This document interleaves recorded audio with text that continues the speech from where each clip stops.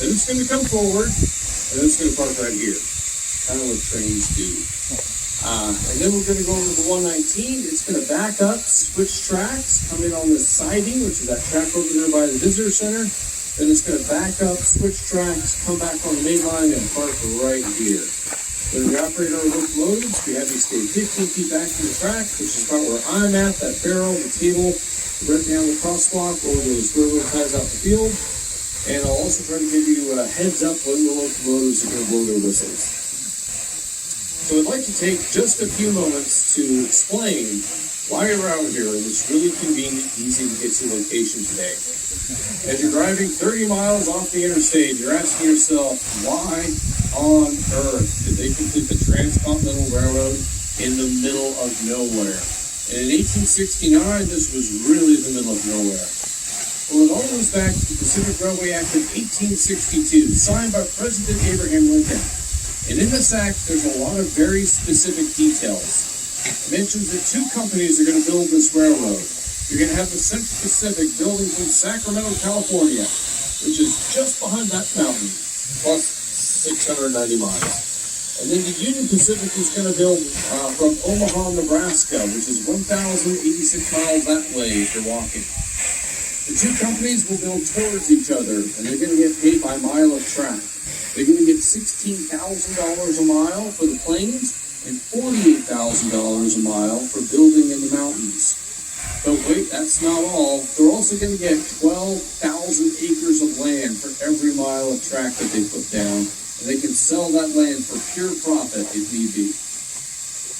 The gauge of the track, or the distance between the two rails, is going to be 4 feet 8.5 inches. That's standard gauge, and that's still what we use today. And then the grade of the track is going to be no more than 2%. That means for every 100 feet you go forward, you can't climb or descend more than 2 feet. So lots of very specific details about these companies, where they're building from, how they're being compensated, the dimensions of what they're building. And there's one piece of information that's a little bit ambiguous, and that is, where are these two companies supposed to meet and finish this railroad? Well, there was an amendment to the act that clarified the whole thing. It just said, build until your tracks physically meet. Easy enough. There was another amendment that allowed the two companies to build rail bed, which is that earthen mound that you see. It's actually the hardest part of building the railroad. They could build rail bed up to 300 miles in front of where they're laying track. And they'll get a partial payment for building rail bed, and then they'll get the rest of the money when they get track on it and it passes inspection. So at some point in the construction of this railroad, the two grading crews from the two companies met each other. And then they waved at each other. And then there were no adults present at this meeting, apparently, because they just kept on building past each other. For 250 miles, they built past each other. So welcome to a national park brought to you just by just a little bit of government fraud. Just a little bit of fraud that into making this railroad. By 19th century standards, this is really, really tame. So Congress finally woke up in April of 1869, realized that they were double paying for this railroad, and they said, okay, you guys need to figure out where to meet. So they called a meeting in Washington, and both companies sent a representative to this meeting. And they established that in 1 month, the track crews of the two companies would meet each other, and this would be the spot. And that's why you're out here today in this really convenient, easy to get to location. Now, we're going to start with the Jupiter here in just a moment. The term is called highball. It goes back to the early days of railroading when they would hoist a wooden ball for flagpole, and that was a signal to the engineer that you have the right way to move on the track. All right, folks, you might want to cover our ears. Jupiter, you have the highball.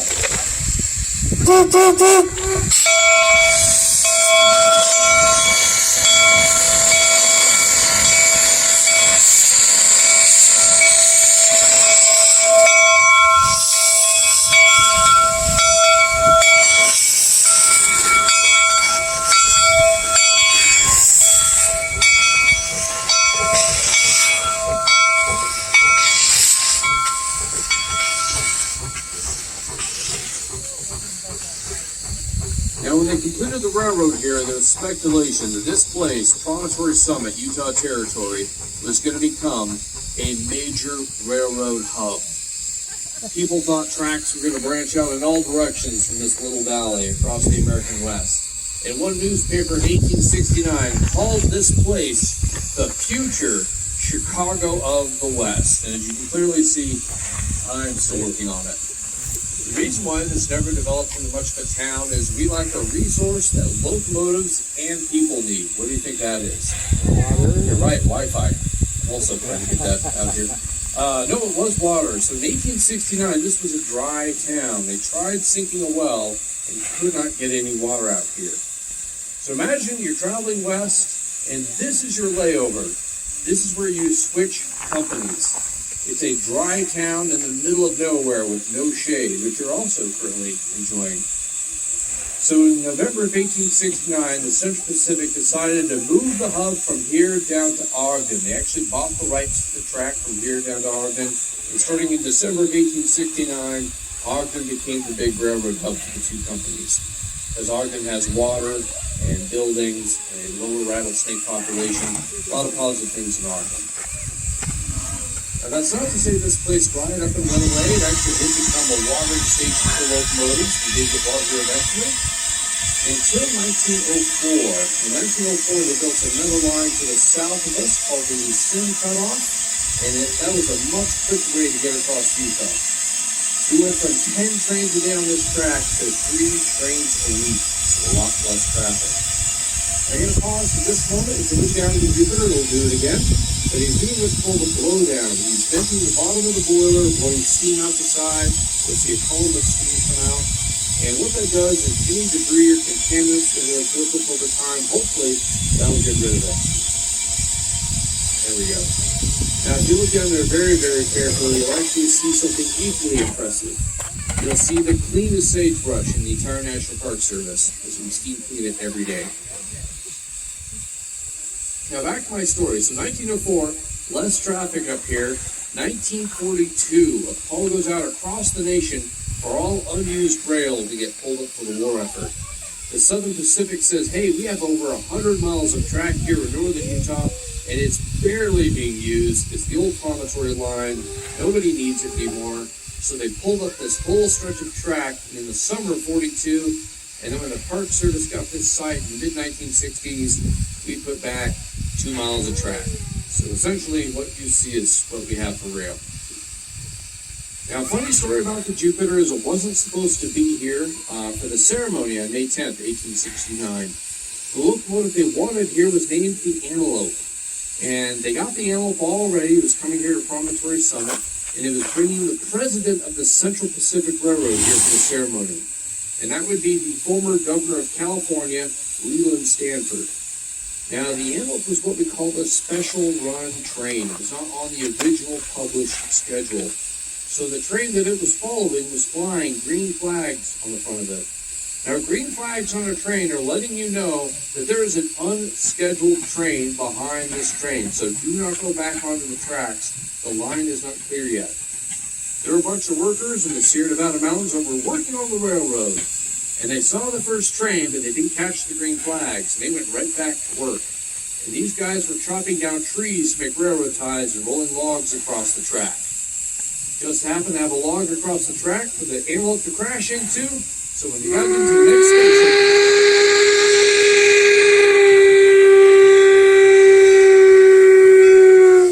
they needed the first available locomotive, and it just happened to be the Jupiter.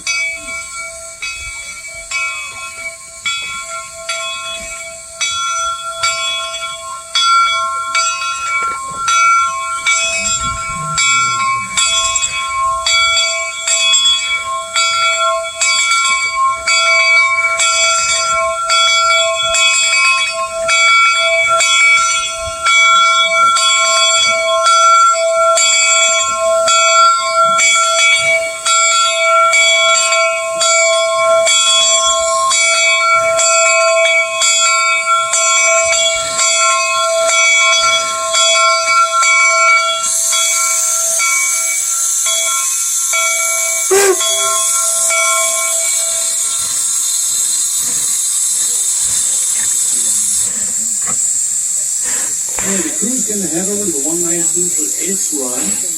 Two big differences between these locomotives. One, what fuel do they burn? Now, they're both steam locomotives, but they heat up that water by burning different sources of fuel. The Jupiter is wood-fired, whereas the 119 is coal. And the reason for the difference is geography. What does California have a lot of? You're right, traffic. They also have fish tacos, avocados, movie stars. We got a lot of great things in California.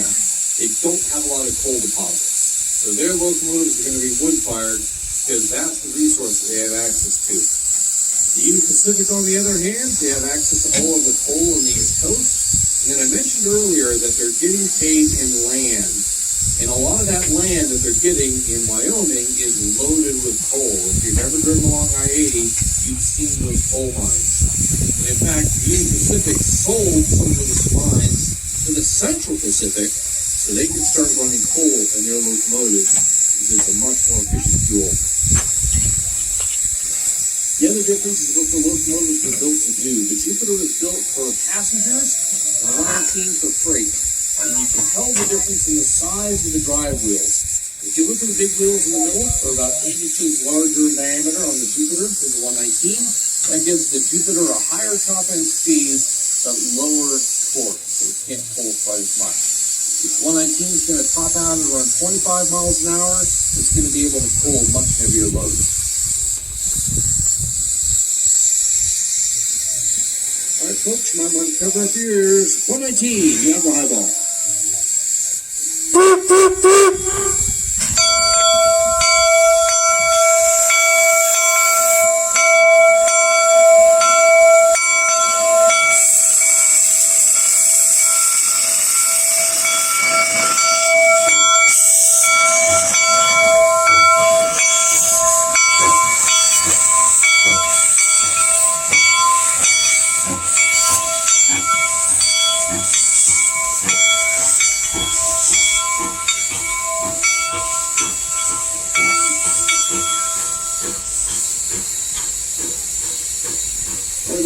Heading over to the siding, so I'm actually going to head that direction myself. If you want to come over, you certainly can.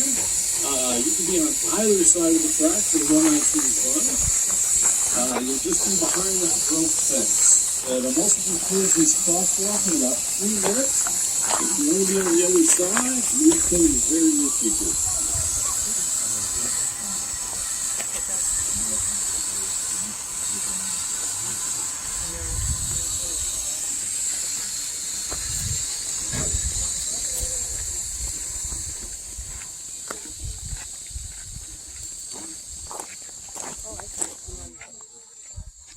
Here's the signal for crossing a road intersection. It's 2 longs, a short, and a long.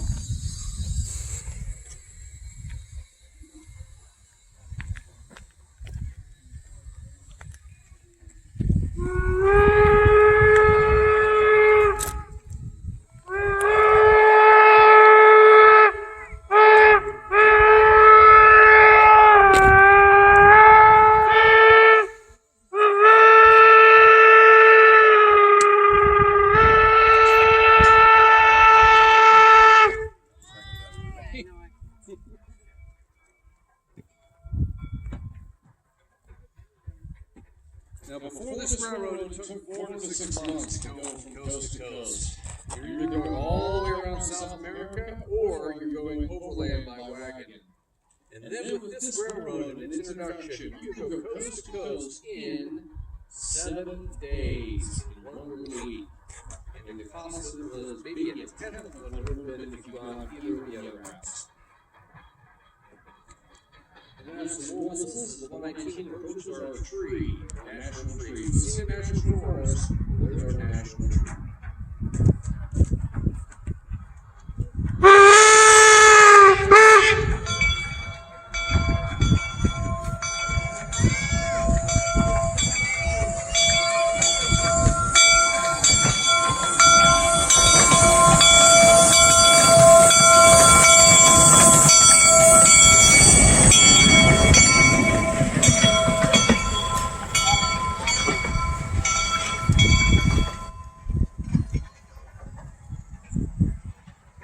Appreciate the difference in the fuels as the 119 passes by. We don't work very much with coal anymore. We don't heat our houses with it. We certainly don't power our vehicles with it. It's not directly. But a lot of people don't know what burning coal smells like. It kind of has a firework sulfur smell to it. So what was very common in this country is now not nearly as common as it once used to be. Now, locomotives communicate through their whistles. One short whistle is stop, two is forward, three is reverse. So we're about to hear some signals. Up, there's stop. Which is good because he was just about out of track. Check the rearview mirrors. There aren't many, so you look behind you.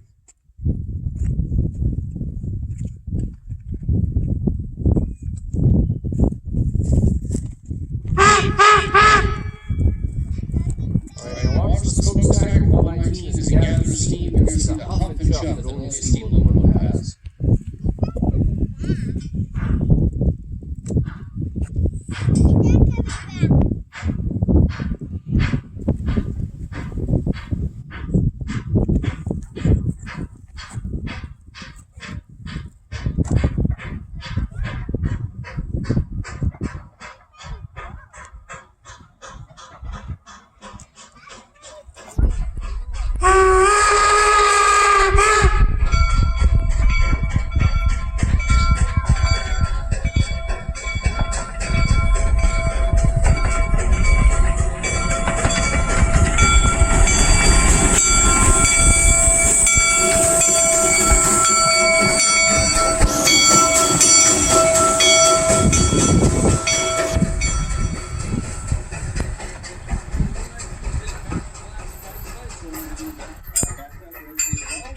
If you're walking back, take a look at the telegraph pole and the flag that was flying from it.